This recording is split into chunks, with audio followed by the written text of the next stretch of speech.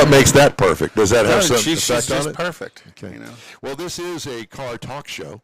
If you haven't really discovered that yet, because we teased some stories about cars that we're going to. I am a big tease. But we also have Mr. Dimitre Kirlov, and he is on the line with us right now. Dimitre, good morning to you. Good morning to you all. Well, it's good to have you. Let me just guess. You're originally from Ireland or Scotland? About 2,000 miles. Okay. So from the southern side. The southern side, yeah, exactly. Well, it's great to have you on the air with us. Dimitre Kirlov is president of consumer services at a company called Montway Auto Transport. And with that name, I assume that you guys move cars around the country. That's pretty accurate. We arrange for the transportation of vehicles in all 50 states. All 50 states. Well, we know absolutely nothing about your business. We know that it is a very active business. Oh, gosh, yeah. From what I understand, that I read somewhere that you guys, arrange for nearly 200,000 vehicles to be moved. That's a lot of iron you move around the country. Absolutely. Yes, we doubled the size of the company between 19 and 21. So we've been growing for the past 15 years non-stop. Where are you guys headquartered? We're headquartered in Schaumburg, Illinois, just outside of Chicago. Yes, Schaumburg. But we do have offices in Detroit, Michigan, and some overseas as well. So who do you transport for, primarily? Well, on the consumer side, we transport for all kinds of people. The bulk, the primary need for transportation is people moving around the country, and maybe they have a car or two or three, and even if they drive one, they cannot take care of the others, and they need professional help to do so. Then there will be people buying and or selling cars online. Obviously, nowadays e-commerce is big, and that's how our company was founded, with that idea to bring e-commerce to auto transportation as well. A lot of your smaller dealership or people that do day trading in cars, or car enthusiasts that collect vehicles of different kinds, that would be our primary crowd. On the B2B side, it would be dealerships, OEMs, rental car companies, fleet management companies, and the likes. So in other words, if I wanted to ship a car over to, let's say, Scotland, you could arrange that? We don't specialize so much in international transport, but very often we'll supply the transportation to the port internally in the U.S. And then typically people either contract directly with companies that do international, but we can arrange it, we just don't specialize in that. I understand. Okay. So do you do any OEM transportation? Yes and no. So we do help OEMs with usually mostly when they are a marketing part of the business. So traditionally OEMs hire directly car transporters, large car transporters that bid for their business. But if they fall behind, and they're behind on the business, and they don't move the cars fast enough, then usually companies like ours are called to help out and bring additional capacity, because the OEMs needs the cars on the dealership lots. Before they get there, they cannot book the revenue. So time is of the essence, and sometimes they need our help. But we do work very often with GM Financial, for example, and Toyota Financial. Usually their remarketing arms, it's more often that we work with OEMs. As far as cost is concerned, I understand that it varies depending on several things, And the list is distance, location, the type of car being shipped, type of truck used to ship the vehicle, and the season. Let's go over those. Distance is pretty clear. I assume that you charge by the mile, at least, or that has some sort of an effect on the overall cost.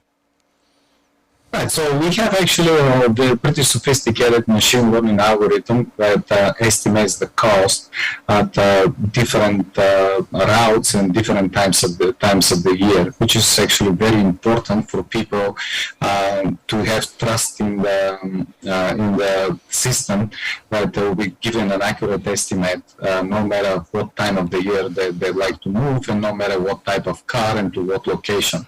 So one, yes, distance. The shorter the distance, the higher the cost per mile.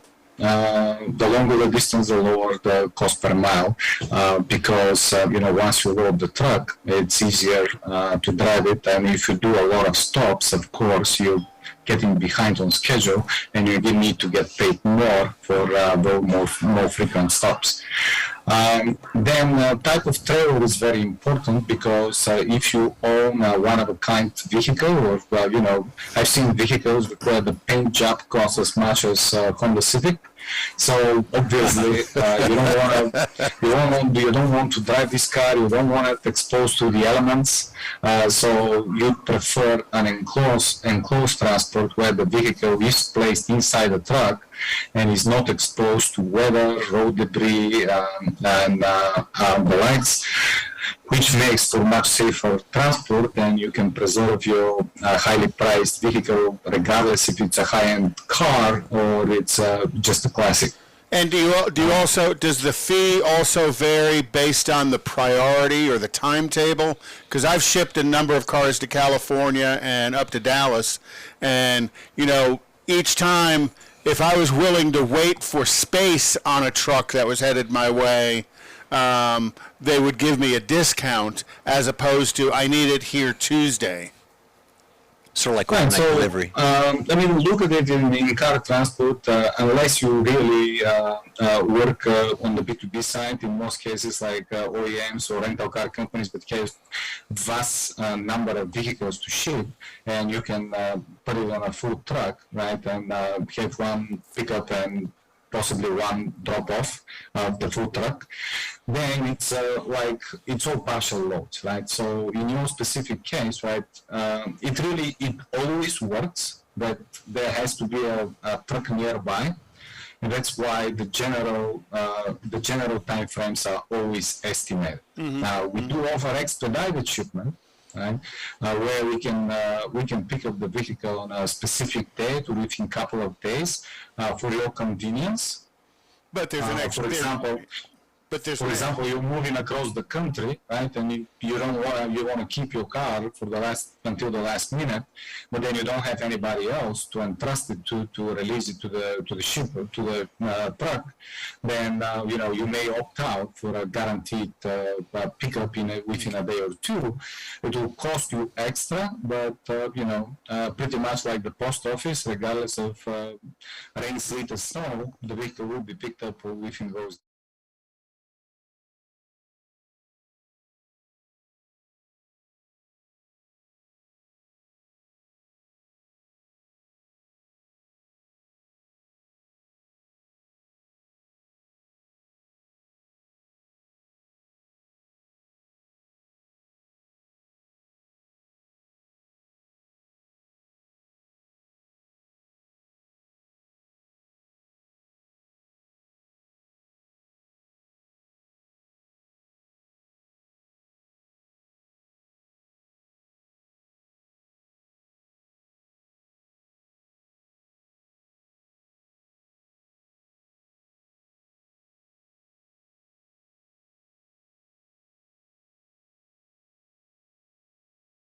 Of trucks and stuff, correct?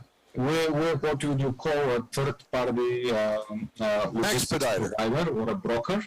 Yeah, That arranges for the transportation. So we work with the customers, and we really invest a lot in educating the customer how things work, and we have the manpower and the technology, to give them the estimated cost, to give them the time frame.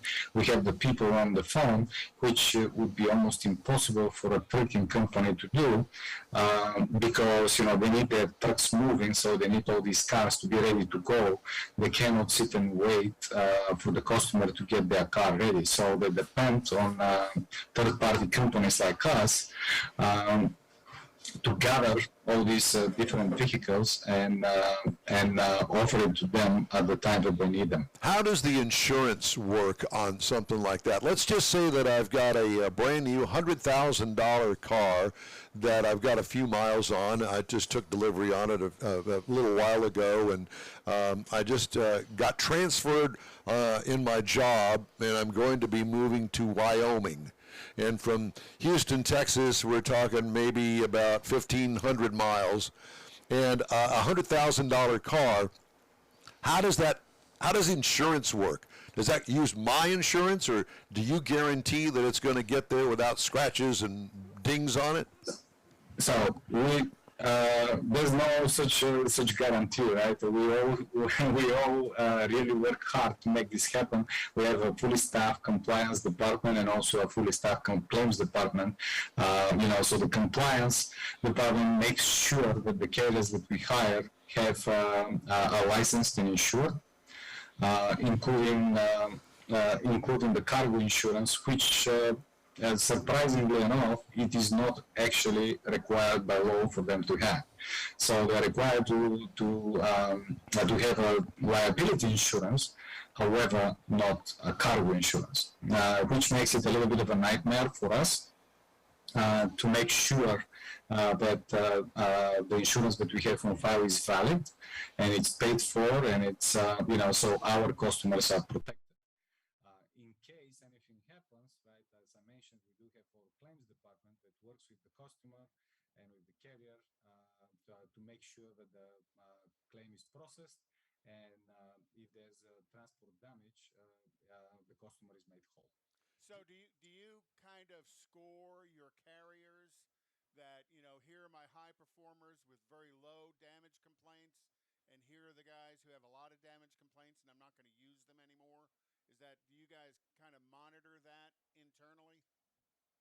Absolutely. As I said, we've been actually the flagship of our industry to create a lot of first things, including having a compliance and claims department that none of our competitors had at the time when we started doing that. And it's all because of the customer, right? We want the customer to feel sure that they're hiring the right company and they're taken care of. And we want to make sure that, close to 80,000 reviews that we have out there with about 4.7, 4.8 star average prove that must be doing something right. And yes, that is the goal. I have to ask, there's a company that, of course, we drive press cars, and I know that there's one company called Reliable Auto Transport. They transport a lot of the press vehicles to press events and that sort of stuff. Do you use people like that specialize in auto transport? Yes, so we do work with Reliable because, again, even though they've been in business for almost 40 years and they have their own contracts, sometimes they need additional help to get some business, and sometimes we do need a high-end specific hauler like Reliable, because in some cases, and we had a specific contract with the United States Postal Service, if I'm not mistaken, where we needed a specific type of truck that Reliable could provide. That being said, the difference here is that Reliable, being the trucking company, I'm not even going to talk about the cost, but the specific of it is that, if you give them a call, they'll tell you, okay, this is the cost, and it's going to take somewhere between 2 to 4 weeks for us to pick up your vehicle, right? So, of course, the majority of our customers don't want to do that. the one that their vehicle picked up within a day or two, or worst case scenario within a few days. And this is where we come in, right? And besides providing, in most cases, a better price option, we also provide timelier service in general. Yeah, that makes all the sense in the world. And do you typically, when you pick up a vehicle and put it on the truck, does it not immediately, but does it get delivered from that truck to the consumer, or in some instances, will it go to a hub, be unloaded from that truck, loaded onto another truck, and delivered to the customer? Staging area. Yeah, staging area.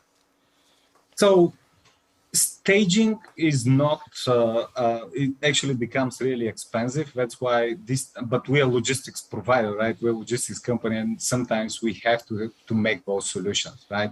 So you don't want to overload the cost to the consumer, and you try to make it as affordable as possible. And every stop and every hub adds to the cost and the time frame, of course. So ideally, we want the same truck that picked up the vehicle to deliver it. This would be the cheaper way of doing it, the most secure as well, because you don't have to transfer it from one truck to another and one company to another potentially, or store it in a hub. But it's also, really helps with the cost and the time frame. So in special occasions, right? Say, for example, we work with also with moving relocation companies, and we do have our own relocation customers, as we said, right? And sometimes they may need a specific time frame that a truck may not be available, like you mentioned earlier, to pick up within that time frame. So in those cases, we'll either send a vehicle to a different midpoint location, or we'll pick it up locally, and we'll need to wait a few days for the actual transporting truck to pick it up and bring it to the end location. Sure. This will really depend on the spot. But if people, I hope people understand a little bit of geography here. But let's say if you have a car in the middle of Florida, right, like Orlando, Miami, Tampa, it doesn't even matter, right? It's not that difficult to pick it up and bring it to whatever location in the country directly on a truck. However, if the vehicle is in Pensacola, Florida, right? Now it becomes a completely different case if you have to take it, let's say, for example, for the East Coast or the Midwest. And if time is of the essence, you actually may need to break this in two. And depending where the car is going, maybe bring it up to Atlanta and then send it up to the East Coast. Or if it's going to Minnesota, for example, maybe you bring it to Chicago and then arrange for another truck to pick it up from Chicago. Kind of like an airplane flight. Right, exactly. A little layover. Well, we really appreciate you coming on and educating us on the auto transport business. Very, very good information for us. I've posted up your Montway.com website on our social media. Thanks a lot for joining us today, Dimitre. Thank you for having me. Thank you, my friend. Have a great day. Okay, you do the same. All right, Dimitre Kirlov, President of Consumer Service, Montway. Yeah, it is. Mm-hmm. You see them on trucks headed out, going somewhere, and you go, wonder where they're going. I'm going to go back in time and look. I think Montway was one that I used moving Austin's Honda back here to Houston. Interesting. Yeah. Cool. All right. Hey, I wanted to remind everybody, if you'd like to get in touch with us, shoot us an email. The address is info@inwheeltime.com. Moving on now, time for the events calendar. So on the October the 8th, the All Ford Car Show is going to be at Gullo Ford in Conroe, Texas. Starts at 8 a.m. to 2 p.m. Sunday, October the 9th, is the October Hot Rod Madness at the Rocks Sports Bar off of Louetta, and that starts at 9 a.m. The Bug Off is next weekend in Navasota. Oh, yeah. Get that bug off of there. You got to get bugs off the front of your car right now. All those love bugs are just... You know what, Conrad? You're bugging me right now, buddy. So. October the 15th, the VW Harvest in Leander, Texas. Also, October the 15th, Saturday, the Cypress Cars and Coffee off of Louetta Road and 290.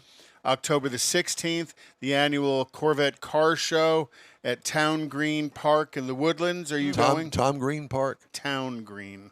Town Green. Yeah, are you going? You going to bring the vet? No. Oh, not. okay. Not.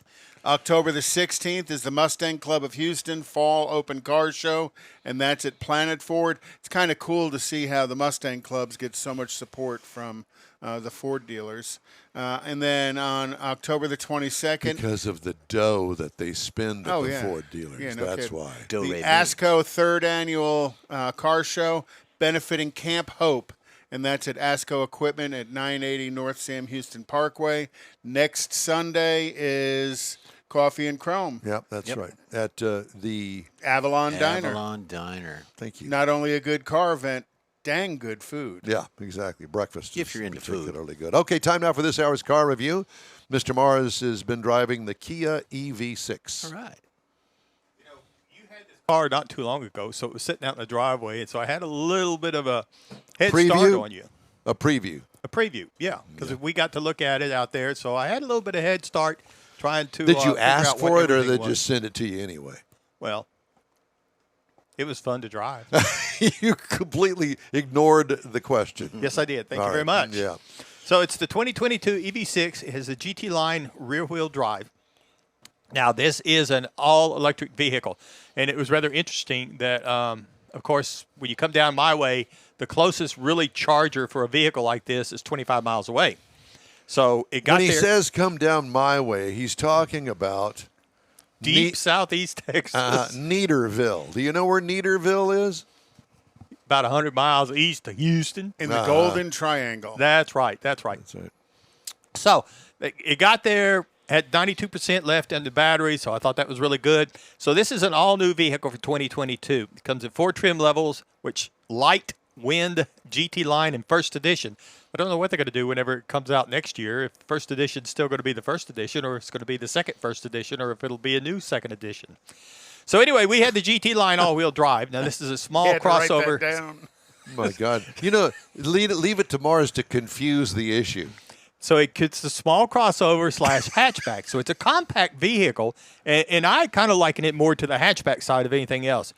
Really fits only 4 passengers. It's got a very sporty look to it. Very futuristic styling for an EV as far as I'm concerned, even for an EV.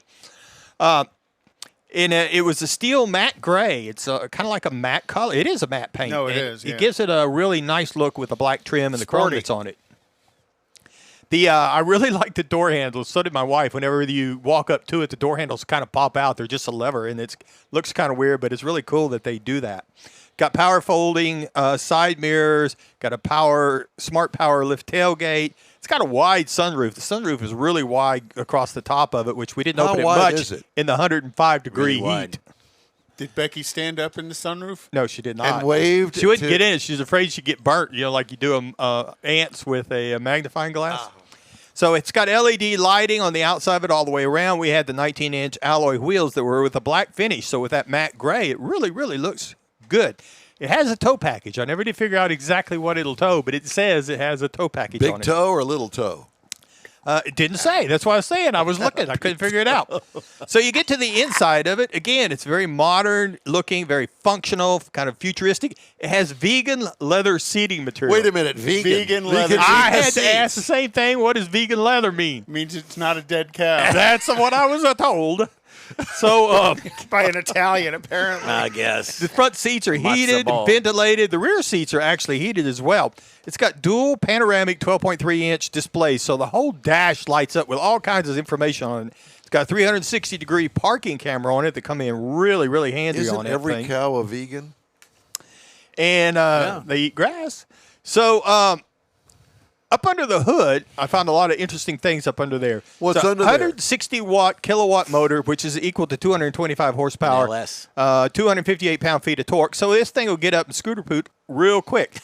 It's rated for 29 kilowatts per 100 miles. What Now, that I doesn't did the mean. calculations. Now, that's 134 in the city, 101 on the highway, combined for 117 is what the EPA says to get a 310-mile range. I don't know. I don't think it'll go 310 miles. It won't with me driving it for sure.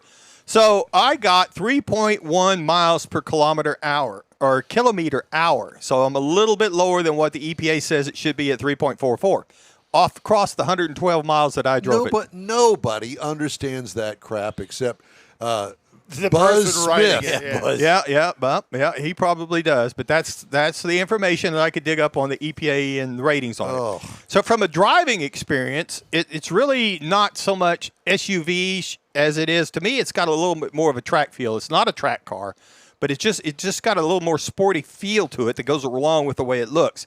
It's kind of firm. To me, it's a little noisy in the back because of it picks up a lot of road noise in the back. So it's not as quiet as some of them. Now, if you're on a good new asphalt road, that thing is whisper quiet going down the road, crank up the stereo, everything is good. So basically, you get a little more driving experience, but it's going to cost you a little bit of noise. There is some weird headsets in it. They really stick out far. I thought that was kind of strange. But anyway, it's got some real thick rear pillars. I think it'd be nice if they were a little bit thinner to make it to where you could see out of it a little bit better. Now, the base trim price on this vehicle, you can get a base model for $41,400. Now, that's the light model, appropriately named. But the base trim price for the one that I was driving was the $51,200.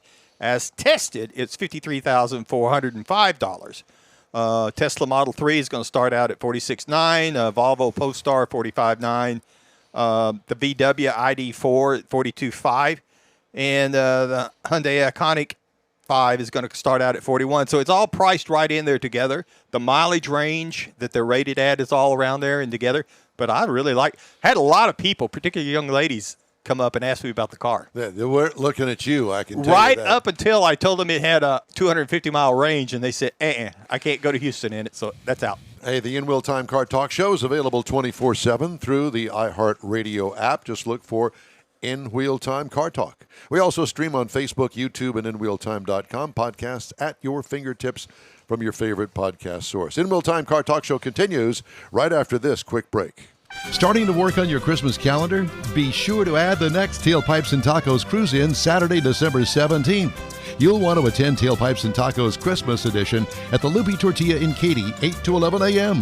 It's the only place cruisers compete for Loopy's Chili Pepper trophies and other prizes. There's no charge to enter your vehicle for Best Hot Rod, Best Classic, or Best Modern Classic. Tailpipes and Tacos is Houston's coolest and most unique cruise-in and is your opportunity to see the best hot rods, show cars, classics, and resto mods. And get Loopy Tortilla breakfast tacos with adult beverages. There's no entry fee and cars will automatically compete for those much sought-after custom Loopy trophies and other prizes. It happens at the Loopy Tortilla Tex-Mex in Katy on the Grand Parkway at Kingsland Boulevard, just south of I-10. It's the Tailpipes and Tacos Christmas Edition, Saturday, December 17th. The In Wheel Time Car Talk Show will be there too. Celebrate the Christmas season with friends and family at Tailpipes and Tacos. Saturday morning, December 17th, 8 to 11. We'll see you then, weather permitting. Gulf Coast Auto Shield is having a car social. Saturday, October 15th, 9 to noon. It's a cruise-in like no other. Expect Ferraris, Lamborghinis, Porsches, Corvettes, and Shelby Mustangs. Get social at this first ever event. You'll also see Gulf Coast Auto Shield's private workshop. Questions are welcomed. Gulf Coast Auto Shield is easy to get to at 11275 South Sam Houston Tollway near West Airport Boulevard, just south of the Southwest Freeway.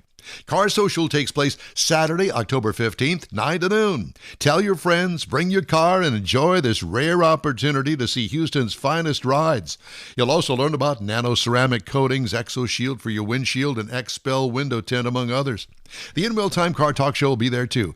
Join us for Car Social at Gulf Coast Auto Shield Saturday, October 15th, 9 to noon at 11275 South Sam Houston Tollway, just south of the Southwest Freeway. Visit gcautoshield.com to see the show flyer and all the details.